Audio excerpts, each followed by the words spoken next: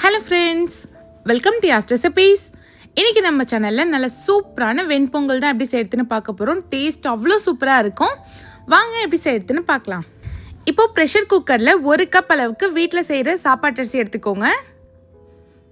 இது கூடவே 3/4 கப் அளவுக்கு பாசிப்பருப்பு எடுத்துக்கோங்க. நான் பாசிப்பருப்பு வறுக்கலாம் இல்லை, அப்படியே தான் சேர்க்குறேன். இதை நல்லா வாஷ் பண்ணி எடுத்துக்கலாம். இது கூடவே 6 கப் அளவுக்கு தண்ணி சேர்த்துக்கோங்க. 6 கப் தண்ணி கரெக்டாக இருக்கும். 2 ஸ்பூன் அளவுக்கு நான் உப்பு சேர்த்துருக்கேன். உங்களுக்கு தேவையான அளவுக்கு நீங்கள் சேர்த்துக்கோங்க. 1 ஸ்பூன் நெய் சேர்த்துக்கலாம். இப்போ குக்கர் மூடி 5 விசில் வச்சு எடுத்துக்கோங்க. ப்ரெஷர் போகட்டும், அதுக்குள்ளே தாளிப்பு ரெடி பண்ணிக்கலாம். பேனில் 2 ஸ்பூன் நெய், ஒரு 3 டேபிள் ஸ்பூன் அளவுக்கு எண்ணெய் சேர்த்துக்கோங்க. எண்ணெய் சேர்க்குறப்போ நமக்கு ரொம்ப திகட்டாமலும் இருக்கும், அதே மாதிரி பொங்கலோட கன்சிஸ்டன்சி திக்காகாமல் இருக்கும். இப்போ 1 ஸ்பூன் மிளகு ஒன்றும் பாதியமாக தட்டிட்டு சேர்த்துக்கோங்க. 1 ஸ்பூன் சீரகம் சேர்த்துக்கலாம். இப்போ சீரகம் நல்லா பொரிஞ்சதுக்கு அப்புறம் ஒரு 10 போல் முந்திரி சேர்த்துக்கோங்க. முந்திரி நிறைய கூட சேர்க்கலாம், நல்லா டேஸ்ட்டாக தான் இருக்கும். 1 இன்ச் இஞ்சி நல்லா பொடியாக கட் பண்ணிட்டு சேர்த்துக்கோங்க.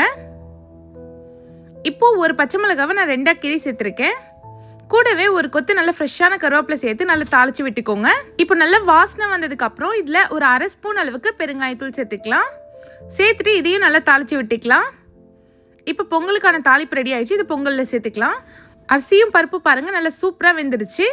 இப்போ இந்த நெய்யை இதோடு சேர்த்து நல்லா மிக்ஸ் பண்ணிக்கலாம். ரைஸும் அந்த தாளிப்பும் நல்லா ஒன்று சேர மிக்ஸ் ஆகி வரணும். பொங்கல் பாருங்கள், பார்க்கவே எவ்வளோ டெம்டிங்காக சூப்பராக ரெடி ஆயிடுச்சுன்னு. நான் சொன்ன மெஷர்மெண்ட்டில் நீங்களும் பொங்கல் செஞ்சு பாருங்கள். நல்லா வெண்ணெய் மாதிரி சூப்பராக உங்களுக்கும் பொங்கல் வரும். நான் இன்றைக்கி இதை சட்னியோட தான் சர்வ் பண்ணியிருக்கேன். நீங்கள் உங்களுக்கு ஃபேவரட்டான சட்னி சாம்பார் எதுவோட வேணாலும் சர்வ் பண்ணி பாருங்கள். டேஸ்ட் அல்டிமேட்டாக இருக்கும். இதை நீங்களும் கண்டிப்பாக உங்கள் வீட்டில் ட்ரை பண்ணி பாருங்கள். இந்த வீடியோ உங்களுக்கு பிடிச்சிருந்தா மறக்காமல் யாஸ் ரெசிபீஸ் சேனலை சப்ஸ்கிரைப் பண்ணிவிடுங்க. தேங்க்ஸ் ஃபார் வாட்சிங்.